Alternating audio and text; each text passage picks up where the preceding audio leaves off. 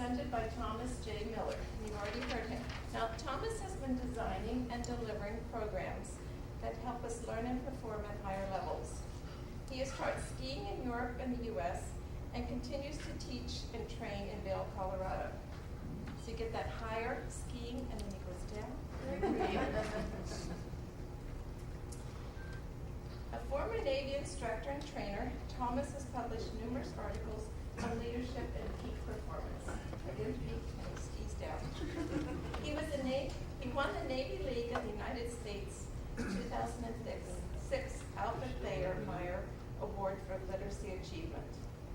Since his return from Quator, where he taught business law and money, he's worked as a contract attorney and currently teaches at the Princeton Review.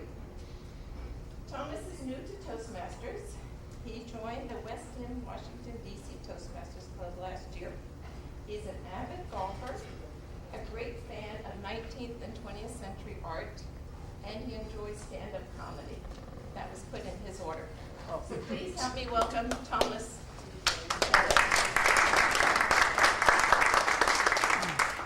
Thank you. Thanks, Donna, and esteemed fellow Toastmasters. You had a choice of which session to come to this morning, so I am pleased on several levels that you chose this one. One, because far too many were up way too late doing karaoke, and I'm thrilled that you came out at all, set aside to come out and hear what I have to talk about. So thanks very much. I'm going to do my level best to make sure this was worth your while. This is an introduction to creative thinking. And as was said in the program, what I'm going to do, I certainly hope, is to help you discover what's going on. Education comes from the Latin roots, edu and care, meaning to bring out from within. And I can't teach you how to think creatively. You already know how to think creatively. What I can do is to help you recognize what's going on and to take advantage of it and to grasp it and to use it. So that's what I'm planning on doing here. And I think I will start with pointing out that this is fun. The fun part of being creative is that you get to be creative, which is sort of the thing. By a show of hands, how many people in here right now believe that they are creative? This is great. All righty. Well then, I'm not going to have to do a whole lot of convincing there. But there's a couple of different ways we can look at creativity. And of course, the finger painting, this is the obvious one. I'm standing right where you want to look through. Perfect. Okay, great. That's one example of it, but it goes into a lot of other areas. This was one of the most creative things of my lifetime. The moon landing defined life for me. I was a 10-year-old kid when that was going on, and like everybody else, I wanted to be an astronaut. And like 99.99% of the rest of us, we found out career choices aren't carved in stone when you're 10 years old. Because if there were, what a glut of baseball players, astronauts, and nurses we'd have, and nobody left driving the trucks. But this was certainly one of the most creative things I can possibly think of, and I will refer to it again. Then, of course, there's also Wayne Gretzky. For those of you who are not hockey fans, I'm going to make this as simple as possible. Wayne's team is in the blue. You can see a little bit of the goaltender there guarding the net that the blue team is trying to score in. Wayne Gretzky took the most counterintuitive thing in the world. He said, I'm going to set up the offense and we're going to score, not from in front of the net that we're trying to score on, but from behind the net. And while you may get arguments as to whether Wayne Gretzky is the greatest hockey player who ever lived, he is without question one of the top three. Anybody who argues that has rendered himself incapable of signing a contract, at least an enforceable one.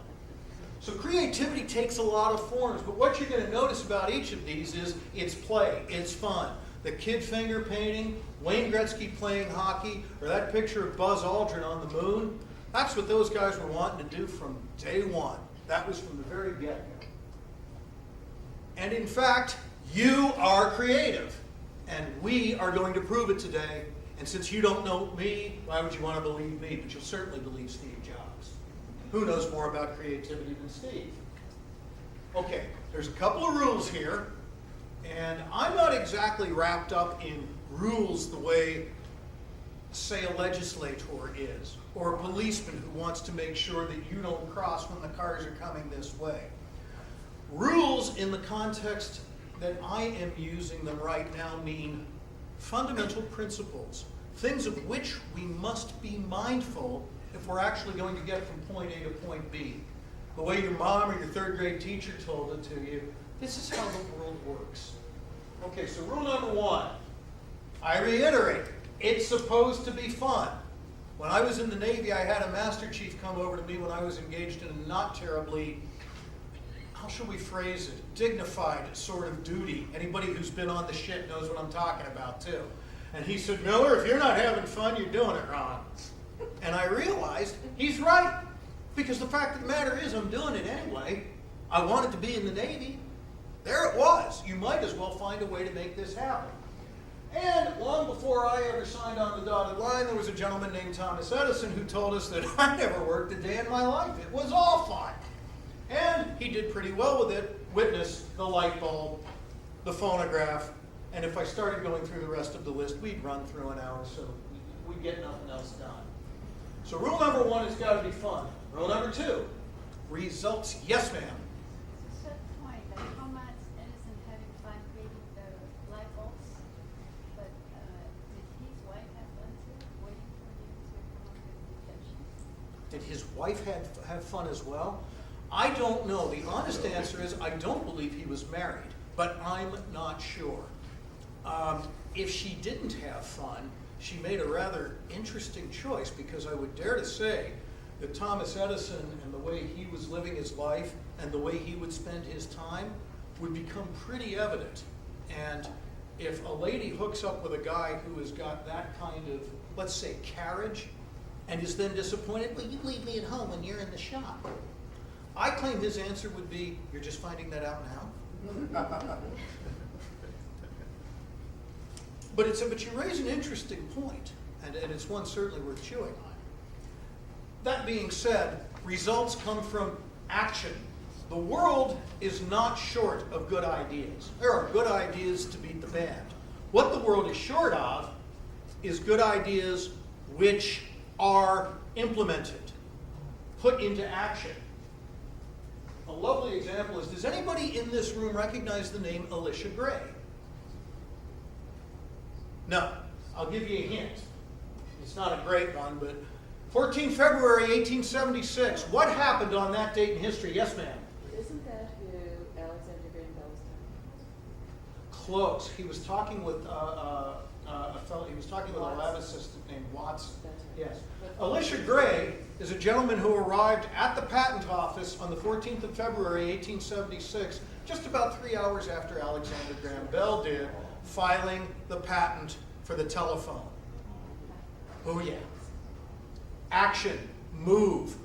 One of my heroes is a guy named George Patton. He was an Army general of some repute, and he used to tell anyone who would listen, quite frankly, a good plan violently executed today is far better than a perfect plan executed next week. Would that Mr. Gray had come across that advice in his time. Now, there's a downside to taking action, and that is, okay, your turn. You get results. You may get results. You may become successful. You may, but what's You the may flip? not. You may not. You may not. That's the flip side, and that's why 99.9% of people don't take action. They are afraid of coming up with a result that is, and I use heavy quotes here, unacceptable. You might make a mistake. You might even, oh, how I hate this word, experience failure. You may experience something less than 100% success, and wait for it now. We're talking about creativity and innovation. Steve Jobs, Wayne Gretzky, that crowd, with regard to something that maybe nobody's even tried before. So, thank you. Conrad Hilton, whose name you may not recognize, but his hotel chain you certainly do, and he said that success seems to be connected with action. Successful people keep moving. They make mistakes, but they don't quit. The Japanese said, fall 7 times, stand up 8. It's quite simple right there. Thomas Edison, excuse me. This is a picture of Michael Jordan for the non-basketball fans. Again, arguably the greatest basketball player ever. Arguably not. Michael Jordan, however, is a name very few people don't recognize, and he has a quote that I love. I missed more than 9,000 shots in my career. I have lost almost 300 games. 26 times, I'm about to try and cross here, and I'm going to just blank out the screen. I've lost almost 300 games. 26 times I've been trusted to take the game-winning shot, and I missed. I failed over and over and over again in my life, and that is why I succeed. And he's absolutely right. I defy anyone to call Michael Jordan a failure and to pass the straight face test. And by the by, Michael Jordan was cut from his high school basketball team. He did not play until his junior year. Then he went to North Carolina, and a lot of nice things happened. So what is the conclusion? I call this rule 2.5.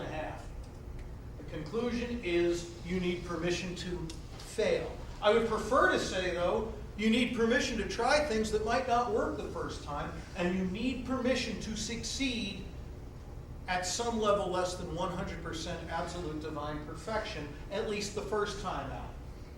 Remember something here. You can't read it up here in all likelihood, but right here it says coiled tungsten filament. That's the filament that made the light bulb work.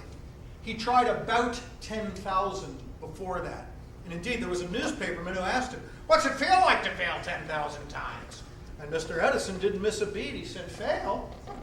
I didn't fail. I just found 10,000 ways it didn't work." And that's how you get there.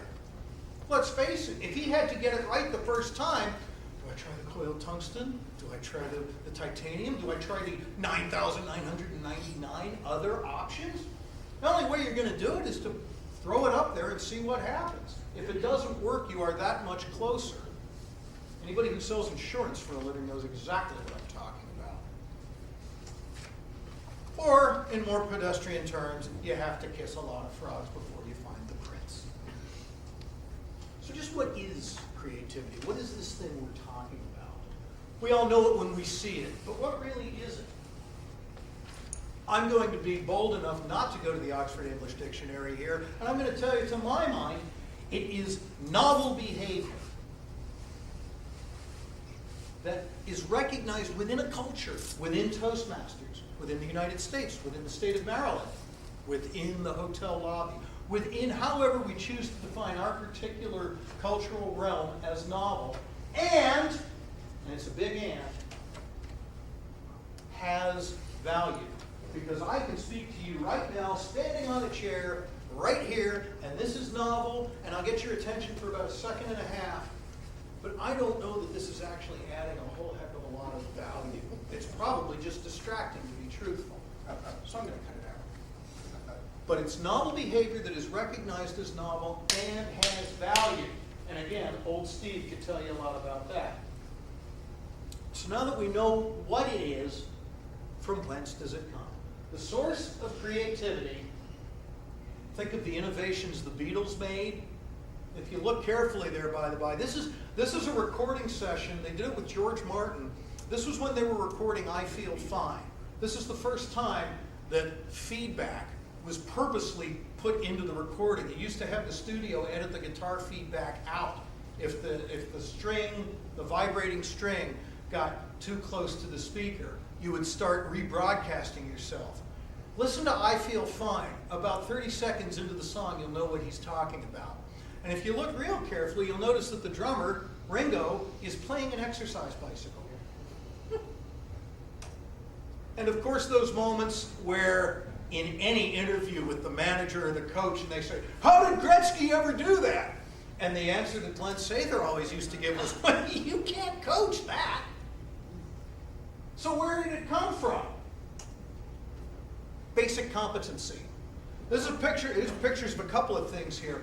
If you look carefully, you'll recognize who these guys are. This is Paul McCartney when he was about 19 years old. This is George Harrison trying to grow his hair like Elvis Presley with the big pompadour.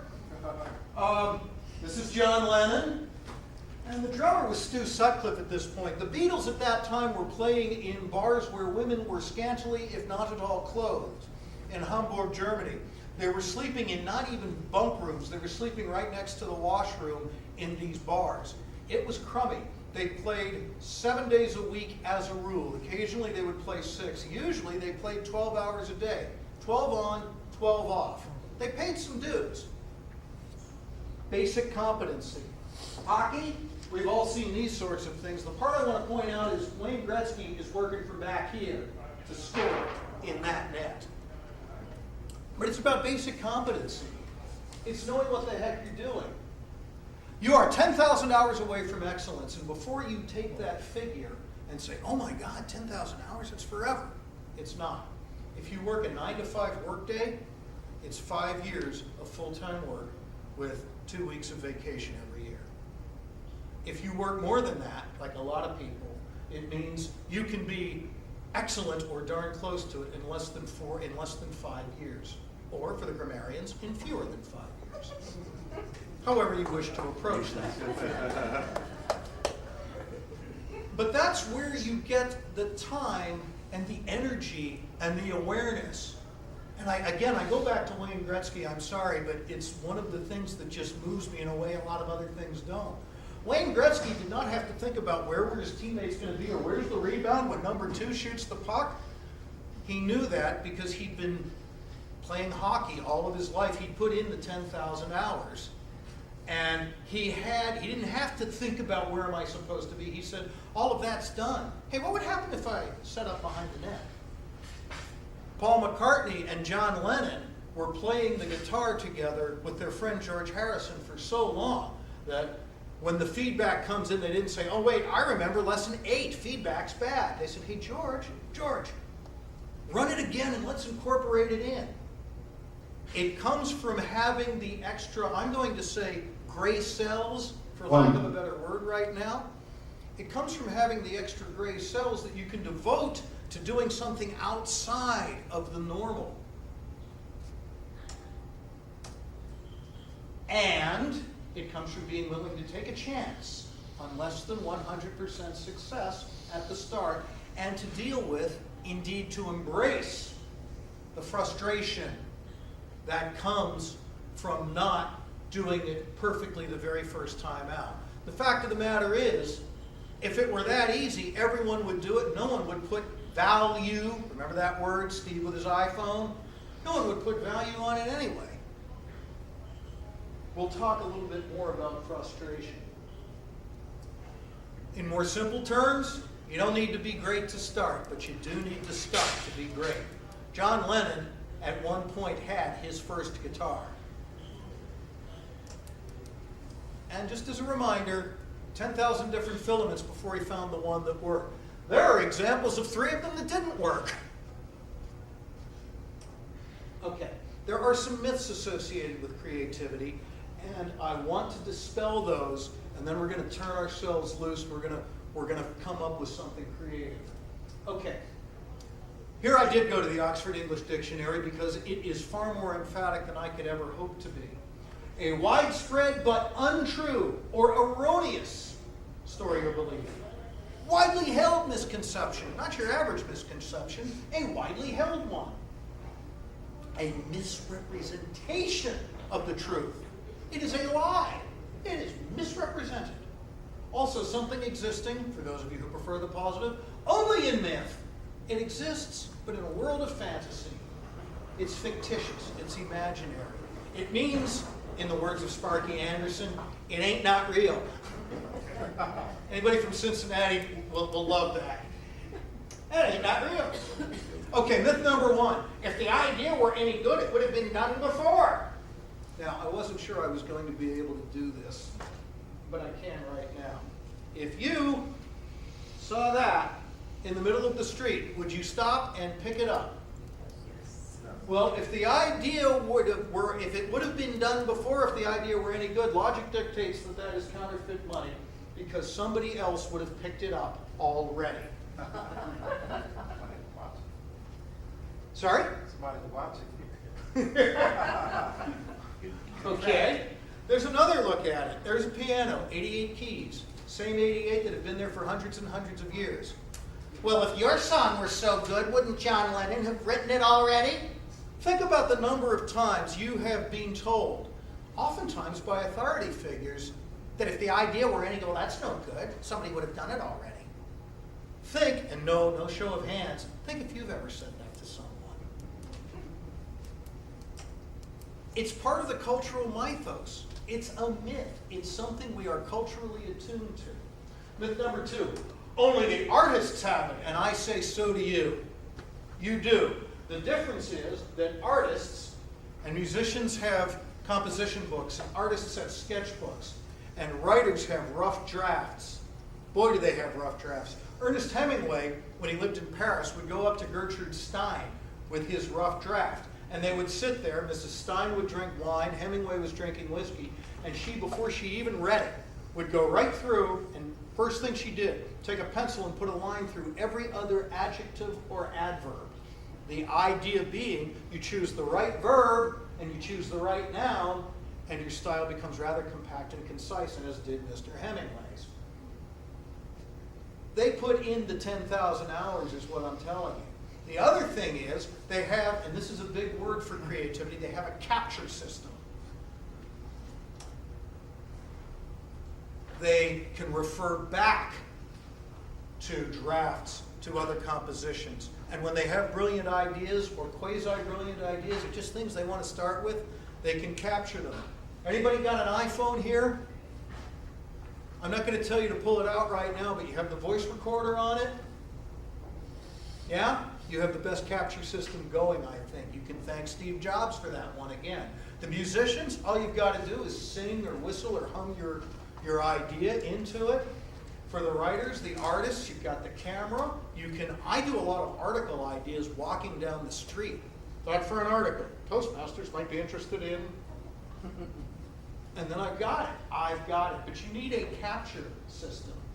We all recognize who that fellow is over here, by the way. In terms of putting in the 10,000 hours, Walt Disney has no he's been dead for a while. Walt Disney had no high school diploma. He dropped out. He tried to be a magazine reporter. He got fired.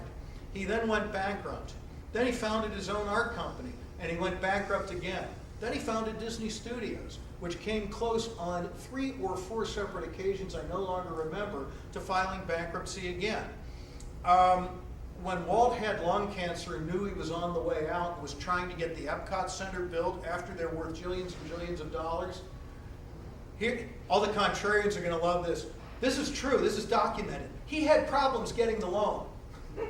Nobody was crazy to finance Disney World. And I checked yesterday, in the 2011 annual report, the profits for 2011, as reported, were $40.893 billion, with a B, dollars for Disney. Not bad, but look at the number of false starts on the way. Okay, myth number 3. It's on the right side of the brain. That's your holistic, happy place. And the engineering left side, left, right, linear side of the brain. The gentleman on the left, I don't know if you'll recognize, his name was Dr. Werner von Braun. He was a Nazi rocket scientist, quite literally, who came to the United States at the end of the Second World War, and he was the one who told anyone who would listen, we're going to be able to send a man to the moon, and then we're going to bring him back. Oh, and wait for it, here's how we're going to do it. We're not going to just launch this big old rocket. We're going to launch one rocket, then we're going to launch another one. And then we're going to have them meet up in space. And then we're going to burn the engine yet again. And then we're going to send them off to the moon.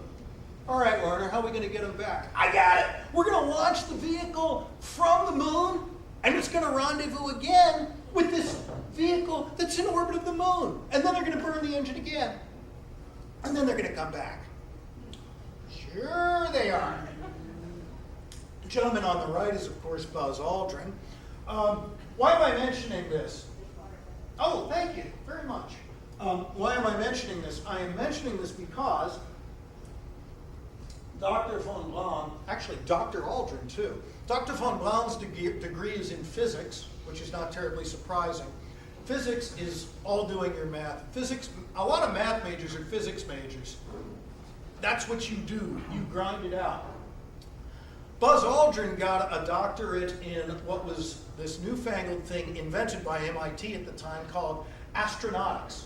They had degrees in aeronautics, but Buzz Aldrin, his thesis, you can look this up. No, you don't have to read it, but you can read the abstract. The abstract is all about, here's what we're going to do. We're going to get these separate rockets. They're going to be in orbit. We're going to actually get them to meet up and we'll move the men and supplies. And then we're going to burn the engine and send it back where it came from. Sure you are, Buzz. They had to invent the bloody degree for him to do it. And now I'm not saying that these guys were not highly left-brain oriented, but von Braun had the vision, and Aldrin had the vision plus. I'm going to go make it happen, Lanner. Look at this. So I claim that they were working on both sides of the brain. Just as an aside, I'm not going to say, and those people who talk about hemispheric differences are wrong. They're not wrong. But it's not as dichotomous as we've been led to believe. There's been a lot of work done on that. The initial studies that came up with this were done in the 1960s and had like 40 or 50 participants. They were epileptics, and they had to have the one hemisphere, I'm using the word severed and I don't like it, disconnected, if you will, from the other, so that they could isolate the functions of one side and the other. And yeah, there are differences, but for those of us who are not epileptics and suffer having the corpus callosum basically disabled or sliced up, it doesn't make as big a difference. You work on both sides of the brain. Yes, you have a preference, but they work together. Always have, always will. These guys were pretty high functioning on both ends of it. I have given you also, Mr. Efren, the decline and fall of hemispheric specialization for those of you who are curious about this. But the bottom line is these fellows worked on both sides of the brain. You can dream about going to the moon, but you sure needed the math to do it. Now, these guys worked on the right side of the brain too. Anybody who's about my age might remember what this is a picture of. Yeah? Yeah. And this is mission control for Apollo 13. After the explosion, and they were on their way back to the Earth, they didn't have enough CO2 scrubbers. The lunar module was built to support 2 people. They've got 3 of them in there, and they had to filter the CO2 out of the air. Now they had spare filters, but they were for the command module, and shaped like that big box that you see the gentleman in the lighter colored suit holding. The lunar module used cylindrical filters, and they had, quite literally, to figure out how to get a square box, square peg, into a round hole. And what they did was they assembled it, they went into the simulator, and they just tore the darn thing apart and said, okay, how are we going to do it? They ended up duct taping. In fact, the lead engineer, I forget his name now, the lead engineer, when he looked at the box of what they had in the simulator, he said, I knew we were going to be okay when I saw there was duct tape. And they ended up taping it to a bulkhead, and clearly it worked. They also saved the mission with a Schaefer pen. I'll tell you that one later. Lest you be intimidated by all of this, myth number 4, you need to be smart. You need to be a PhD. You went to State U. Not true. Not true. You do not need to be smart. This is Sir Richard Branson. He's the founder of Virgin Enterprises. Sir Richard Branson went to what we would call a private school, a preparatory school, one for the sons of rich English gentlemen. Sir Richard Branson, then known as Richard, he graduated, but only barely. And when accepting his diploma, the headmaster said, young man, I do not know what's going to become of you when you leave here, but I am sure you will be either a millionaire or in jail. And he was right. And so was Richard Branson. And I just love that picture. That is so, gosh, I want to be Richard Branson when I grow up. Not because of the money. It would be nice, but I eat off of one plate at a time just like does he. But this guy's down, whoosh. I love that picture. Got into the record business. You know where the name Virgin came from? He and his 2 buddies who went into the record business said, we got to call it Virgin because none of us know anything about it. Then the Virgin stores, then the record stores. All you young people, ask your parents what a record store is. Bought an airline, and on and on and on. And he just does everything. Now he's getting into spaceflight. Here's another one you might recognize. Anybody know that guy? Wally Amos. Wally Amos, yeah. Wally Amos went to a vocational technical high school for cooking and managed not to graduate. Joined the Air Force. Left the Air Force. Worked in the mail room at an advertising agency. Worked his way up there. That didn't happen. Well, actually, worked his way up there and he used to represent the Supremes and Simon and Garfunkel. Brilliantly successful at everything he did, largely because people like him and he has an amazing enthusiasm. If you want to hear somebody speak who's going to captivate you, I suggest you look at Wally Amos. Does a lot of work now he's very much a big believer in education because he never managed to get one. Anyhow, it's to dispel your fears that you need to be running around with the von Brauns and the Aldrichs of the world. You don't. These guys, I don't know, I mean, maybe they're smart in a different way. Maybe they're a little more in tune with what has value right now. Maybe they're a little more ambitious than a lot of us. Maybe, but I'll tell you what they're not. They don't have a greater quantity of gray cells than the rest of us. Myth number 5, creativity is rare. No, it's not. It's been educated out of you. It has been. You have been told to behave, not to daydream. Pay attention, young man, young lady. Take a look at this. Can everybody see what's going on up there? I'm going to get over here so I'm out of your way. It says, what's the missing letter? You've got a series of letters from left to right. F. F. Very good. Why? January, February, March. It's the months. Yep. Months of the year. Absolutely. Oh, Take a look at your handouts now. The idea of this little drill is to connect the dots using only 4 lines without lifting your pen from the paper.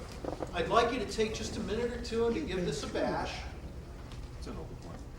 Looking for a pen? Oh, okay.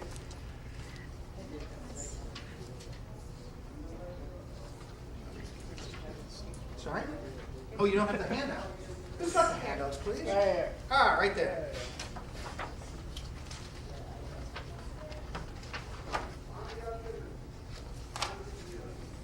I know. Oh, okay, yeah.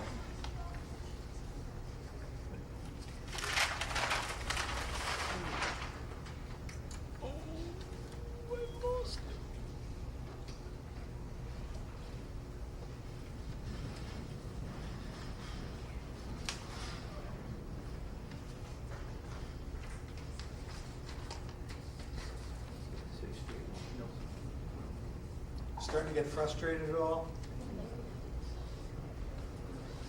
You seen it before? Okay.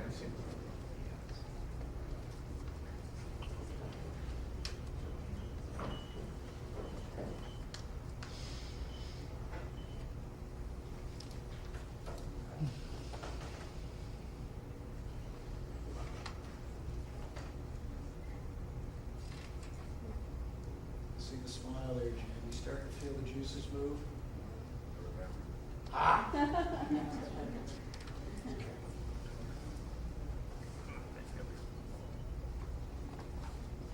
I'm going to let you play with that just for a minute. If you want to shift gears, I'll ask you something else. John builds a house. John builds his house so that all 4 walls face south. John, when the house is completed, looks out the back door and sees a bear running through his backyard. What color is the bear? White. Why is the bear white? Is at the North Pole. He's at the North Pole. It's the only place you can build a house where all 4 walls face south. You're taking things out of context here is all I'm saying. There were rules. You can't build a house with all 4 walls facing south. Sure you can. Absolutely. You put it right on top of the world. Can you connect these with 4 lines without moving your pen, lifting your pen from the paper? Sure, this is what it looks like. You start here, you go 1, 2, excuse me, you go 1,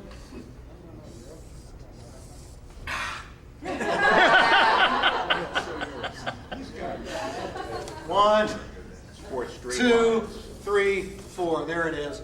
The solution's up on the screen for that matter. The point of it is, what do you have to do to make this work? Louder. Outside. Be creative. You have to go outside of the lines. Exactly. How many people have children in this room who own coloring books or once did? Yes. What is the one rule about a coloring book? Stay within the lines. Stay within the lines. Okay. Absolutely. It's been educated out of you because someone has said these are the rules by which we play. It'll never fly, Orville. Myth number 6. Creativity is a mysterious process. How will I ever wrap my brain around? It's not particularly mysterious. It's a learnable skill. There are certain fundamental principles about how your mind works and how the rest of the world works, and you can put them together, and they are rules like I talked about earlier, as opposed to rules, stay within the lines. By the way, when I did that with my wife, she was, I always did stay within the lines, damn it! Frustrated, huh? It's a learnable skill. It's like learning to tie your shoes. Everybody learns how to tie their shoes eventually. Some people at the age of 3 and some people at the age of 6. But we all finally are able to do it. It's like learning how to ride a bicycle. If you're not crazy about motor skills, it's kind of like learning how to do long division.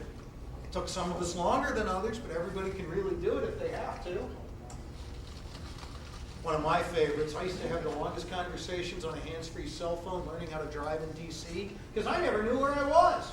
So I'd call somebody back home, just have a chat, see how you've been, round and around, up the one-way street. All right, they tell me that the numbers run north and south and the letters run east and west. Yeah, they do. I'm on something called Connecticut Avenue. It's a learnable skill, even like public speaking. So, to review, the source of creativity, like what the Beatles did, like what Wayne Gretzky does or did, there are certain things you need to recognize. There's the 10,000-hour rule. The first rule is make sure that you're putting in enough time so that you've got something extra to devote to creativity. Second one is the capture system. You must capture your ideas. That cell phone could be your greatest friend. Back in the day, it was it's called a wheel book in the Navy, that little notebook that's about 3 by 5, fits in your back pocket. You need to be willing to take a chance. Baseball fans, Branch Rickey once said, a good ball player is a ball player who's willing to take a chance. Babe Ruth, for the longest time, held the record for career home runs. He also, for the longest time, held the record for career strikeouts. He went for it. They're not all going to be winners. Aristotle was known as a pretty good thinker. He also postulated that ants came spontaneously from mud. And of course, you've got to be willing to kiss a lot of frogs. So with that, shall we give it a try? Yes. Sure. Let's do that. Yeah. Okay. We're going to play a game here called Capturing a Daydream. And basically what I want you to do is to you don't need to take notes for this or anything else. I want you to get as relaxed as you can.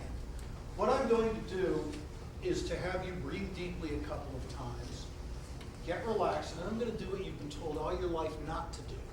I'm going to tell you to let your mind wander, not to pay attention. And then I want you, most people when they daydream, you ever sat through a boring speech? Yes. I'm hoping you don't mean today, but I really appreciate your enthusiasm, Neil. Thank you.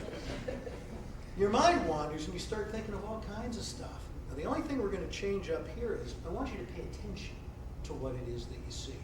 So here we go, and I'll do this right with you. I will work with you. Remember, you might hear or see or feel things that are very new, very strange, very bizarre. And the only thing I want to emphasize is that's okay. That is perfectly permissible. So let your mind wander. Here we go. Close your eyes. Deep breath in through the nose. Slowly out through the mouth. Very slowly. I want you to feel how your toes probably tingle as you exhale. Do it once more. Slowly in through the nose. Very deep breath. A lot of oxygen. Slow exhale. Exhale the tension from your body as well as the air.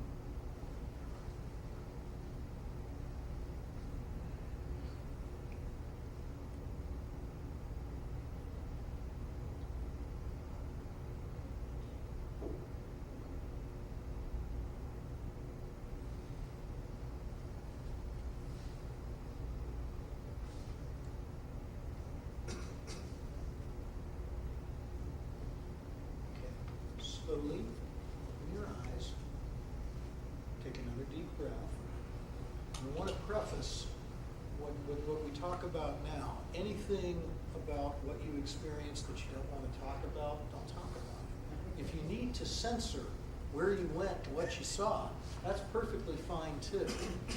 But now I'm going to ask a couple of questions. Just by a show of hands, how many people left the room during those 3.5 minutes? Wow. Except we're sitting right here. Okay? Now, by a show of hands, did anybody in here experience something that is entirely, as we understand it, impossible? And I mean, as an example, the U.S. Capitol sitting on the pinnacle rather than on the base, or the Redskins have won their 7th game in a row, or hearing color, or whatnot. Anybody experience something that's just entirely outside the realm of reality as we know it? 1, 2, yeah? Yeah, okay, great. Great. Now, did anybody in here find this really difficult? Nobody? No, I got it, kind of, sort of? Yeah, kind Yeah. of, sort of. Okay, kind of, sort of. Let me ask you this. What made it difficult? Well, my mind, it did wander, but I wasn't focusing on the exercise, and it's a little bit frustrating for me. We're going to come back to the frustration in a little bit. Let me ask, yes, ma'am? I had trouble too, and I think it's just because I'm so tired. And I'm realizing creativity, I think needs you to not necessarily be so tired. You need to be paying attention. Yes, ma'am? I was gonna mention, one thing about you were talking about with tiredness, or even if like you're a novice, I find for me sometimes, when you don't have preconceptions of what it should look like, you don't have resistance to like fight against yourself, to say this is not the way it's supposed to be, then maybe you can come up with new ideas. Whether you have the energy to pursue it at that moment. Well, let me ask you this. What's your name, ma'am? You don't have a name tag. I'm Shelley. Shelley, hi, nice to meet you. Shelley, you said your mind didn't really want to go with it and you weren't focusing on the exercise. If you listen carefully to the rules, there are no rules. There's nothing to focus on. So let me ask you this. Did you feel somewhat, I don't really want to put words in your mouth, but I'm going to sort of lead you just a little. Well, let's do it this way. What would have helped? What would have made that easier for you, do you think? That's a good question. Well, let me ask this. Would being alone in the room have helped? Possibly. Possibly. Would it have been easier if we weren't at a Toastmasters convention where there are certain things that are expected to happen? Yes. Aha! So again, if you had given yourself permission to color outside of the lines, this might have been a little easier, huh? Oh, absolutely. I'm going to say, louder? Absolutely. So I'm going to say it again. If you had permission to color outside of the lines, this would have been easier, right? Right. Okay. So with that then, let me ask you this. Was anybody surprised by how far afield they went inside of 3 minutes? That was it.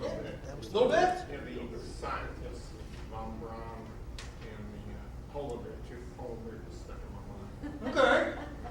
Okay, well that's great. That's great. Why do you think you were surprised? I didn't expect to have a polar bear there. But you didn't need to, here's the thing, and again, you and Shelley need to have some coffee during break. How can you have an incorrect expectation about something that's never been done? I mean, this is bringing judgment into it, like, this is being wrong, this is telling somebody, you're wrong, you did it wrong, like there's a cash reward for that. It's not been done, how could that be? So then, overall, do you think that daydreaming might have some practical value? Okay. And now, do you think now also that you have experienced at some point, you have accessed this innate creativity? Okay, I want to thank you guys very much for your attention. Oh yeah, I was supposed to go to that slide when I said, what did we learn? This is called Atomicus. That's Salvador Dali, the guy in the photo. He painted those in the previous slide. This is one of my favorite photos. But okay, if you realize then that you have that innate creativity, and it's simply a question of accessing it, and in many cases, giving yourself permission to access it. We've had some fun. There are some more exercises to do. I'll be delighted. I'm going to be here all day. I'm delighted to talk with anybody, and I'll take questions if I have time to take questions. If not, During the break. if not, I'm here all day. I would love to chat with you further. Thanks very much for your time. Thank you, Thomas, Oh, and very creatively wrapped. thank you. And I would like to present the certificate of appreciation. Thank you for presenting the workshop, Creative Thinking and Innovation. Everyone can do it. And yes, we can do it. Thank you so much. And my son's favorite number is 99. Ah. I know you know why, right? Yes, I do. So, thank you. There's an evaluation form in your packet. Please take it out, circle this session, and put it in